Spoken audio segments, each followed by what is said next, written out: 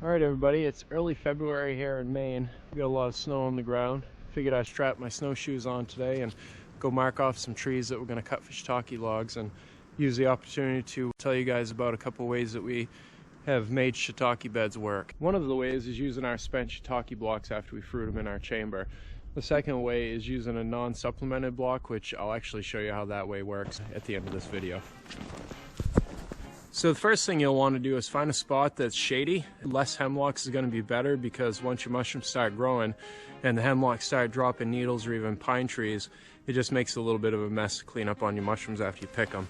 What we usually try to do is find an area with a little bit of maple or oak growing around it, so that the canopy as it grows out in the summertime will actually cover and shade it and keep it from drying out too much. Well, after we found where we want to have our bed, we'll go ahead and we'll clean all the brush and debris and small bushes, trees, things like that out of the way, still leaving some of the larger trees to shade it. And then we'll actually save 2 to 3 of those trees, and I'll explain that a little bit later here also. So when you start adding your blocks, make sure to keep them tight to each other. That way when you crush them down, they'll end up pretty much gluing themselves to each other, and then they make a protective crust, I guess you could say, on the top that keeps all the bugs and things like that pretty much out of it. You might have a few slugs on it or whatnot, but I usually just pick those off and toss them. I'd recommend to keep your bed somewhere around 4 to 5 feet wide. The length doesn't matter, it's just the width. The reason I say this is if you have a bed that's 6 feet and greater, it's quite a bit harder to pick the mushrooms in the middle of the bed. And that crust that I was talking about, if you start stepping on that to reach out to get them, it ends up breaking it, and then you end up, it looks kind of like a black mush that'll start around the crack where it's made, and then your bed doesn't last much longer after that. You know, it might spread 4 feet, somewhere around there, within, I'd say, 2 to 3 weeks. So best keeping your bed a little bit narrow to reach through. This bed today is going to be, I think it's 21 feet overall, so it's a pretty decent bed, and it's only 4'6" wide.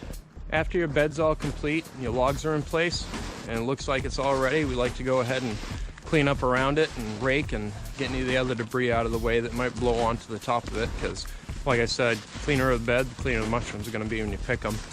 Now I'll explain what the logs are for. The reason we do this, it creates a raised bed, and when the bed gets full of moisture from rain or anything like that, it ends up helping fruit your logs too, so you'll end up with a double fruiting.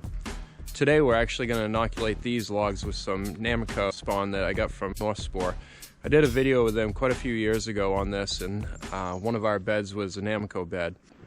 I'll put a link for that video either in the description or in the comments. We'll start the process by drilling all the holes in the logs, and then we'll go back and we'll use the inoculation tool to add the sawdust spawn to it. Once it's all spawned, we'll wax all the holes, and then it's done. What we like to do also is add either food colorant or a colored candle into our wax mix, and that way it's easy to pick out the color to make sure that you waxed all the holes. These beds will usually last 2 years with the blocks that we use after we've fruited them. When they stop fruiting, we'll go back, we'll add some straw, and we'll add some wood chips, and then we'll add some wine cap spawn right to the top of it. The wine caps actually do really well in the spent substrate from the shiitake. It gives them plenty of nutrients to grow big hardy mushrooms. A bed that's 4 by 8 can actually produce anywhere from 50 to 60, maybe even 70 pounds of mushrooms during its fruiting cycle. After the wine caps have run their course, you can go back and you can add more blocks right to the top of it again and rinse and repeat. So the second style bed that I was talking about earlier in the video is using non-supplemented hardwood sawdust blocks. So it's straight hardwood and nothing else. Once they've totally colonized, you take them and you'll do the same thing that you do with the other blocks, but before you stomp them into the ground, you'll actually add a layer of wood chips, and you don't want those wood chips to be any older than 5 weeks. After adding the wood chips to your bed, then go ahead and crush the blocks on top of them, the same way that I did it with a spent shiitake block. The difference with this bed is my ceiling will reach out of the crushed blocks, and it'll actually lock itself to the clean hard wood chips, and it'll start to grow into that. These beds can last in the upwards of 5 years. The reason the spent substrate blocks don't last as long is there's quite a bit more nutrients. It's a 50-50 mix, which can create way more contamination than the beds that are just strictly hardwood.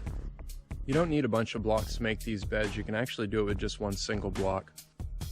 I'd recommend, if you're going to use a non-supplemented block, that you just buy a block of hardwood sawdust spawn, let it fully colonize and start to brown on the outside.